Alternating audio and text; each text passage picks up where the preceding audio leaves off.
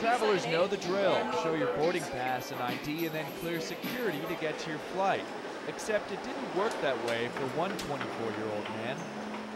The FBI says he got through airport security at New York's John F. Kennedy Airport on Friday with an old boarding pass and then got on a Virgin America flight bound for Los Angeles. The incident raises questions about the effectiveness of airport security after the 9/11 terror attacks. And as long as we have a human being vetting another human being, those kinds of risks are increased.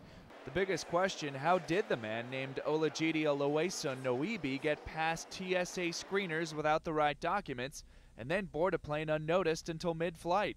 That's when the airline says the crew spotted him as an extra person on board. He then presented the pass and an ID, which did not match. He was questioned by the FBI when he arrived in LA, but was released. He wasn't judged to be a security threat.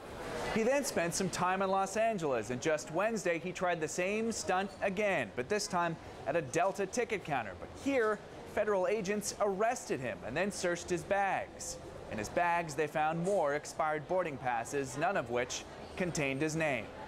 They have got to start moving toward looking at who is traveling as opposed to what the person is carrying with them. As long as we keep looking for objects, we are not going to be successful.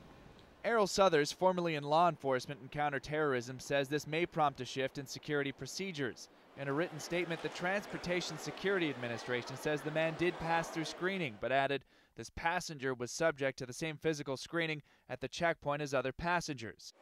But the reassurance is cold comfort for some travelers. Well, I'd say so. I mean, to say how many people go through the airport and how many people have actually been caught. You've got one guy out of, what, 25 million? I don't know. I mean, things like that shouldn't slide. Shouldn't be able to slide that easily, especially if their names were different. How was that even possible with the way that they check all the boarding passes and IDs? I guess they need to do some training and work with the employees more.